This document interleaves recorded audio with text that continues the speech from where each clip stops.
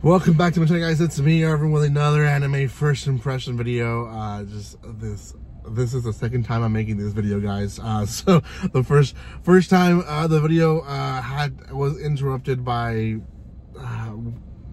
an alarm, and it just shut off the whole video. I'm very upset about it, but it's fine. The second time doing it. This is the second of two videos that I want to release today. I try to do them together so that you guys can see them. This is the second one that I found that is being simultaneously released, both subbed and dubbed, on the same days. So usually if you are waiting to watch a dub, you have to wait 3 weeks, 2 weeks later for the episodes to release. But Crunchyroll does choose 1 or 2 series, and hopefully more, this season to release simultaneously the subbed and dubbed version of the anime. So this is one of those. We're happy to watch it. I did, and it was interesting. Actually, I don't see it being like the wow factor, but there's a lot of unique parts to the series. Before anything though, if you haven't done so by now, subscribe to my channel, give some love by commenting, liking, and sharing. You guys can follow me on social media or other places by checking my description below. I do appreciate all the love and support that you showed my channel this far. If you want to further support the channel, best thing to do is, after this video, go watch my other first impression videos. I'm trying to get myself at a better rate to release more stuff for you guys. So I do appreciate the continuous support that I've received from some of you guys. So hopefully the channel starts growing again. So we'll just have to see. So okay, the name of this series is going to be A Journey Through Another World, Raising Kids While Adventuring.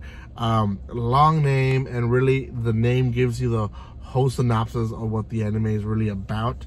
But let's still talk about the first episode.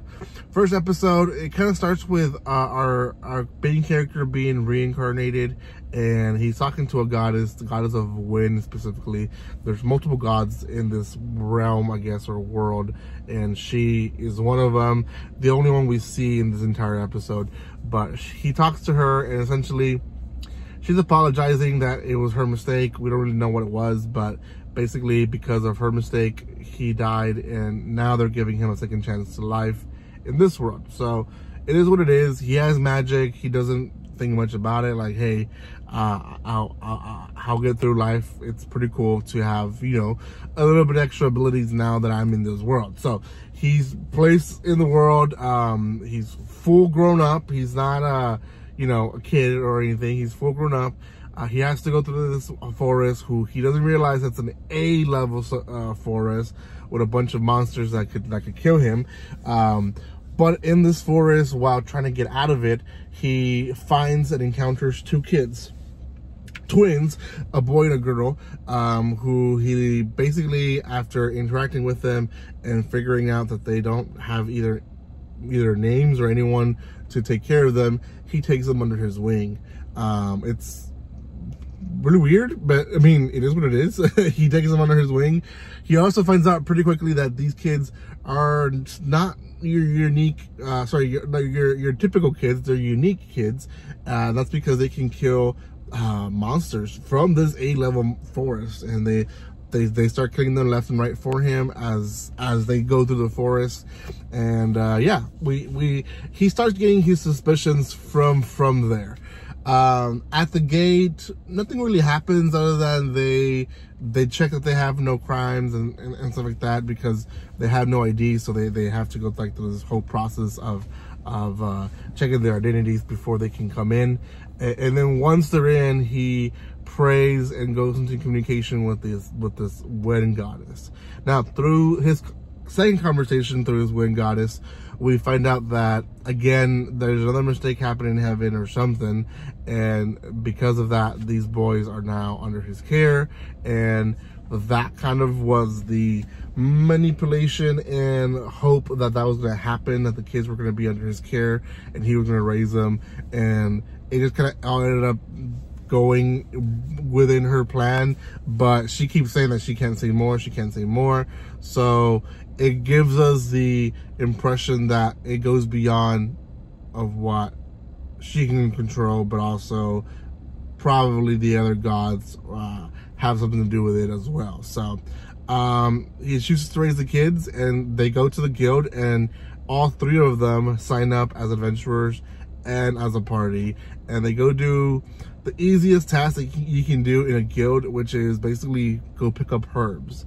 They do it, and they do it really well. They pick up a lot of herbs, come back, they make some money, they're happy, and this is where, again, it starts going a little bit south.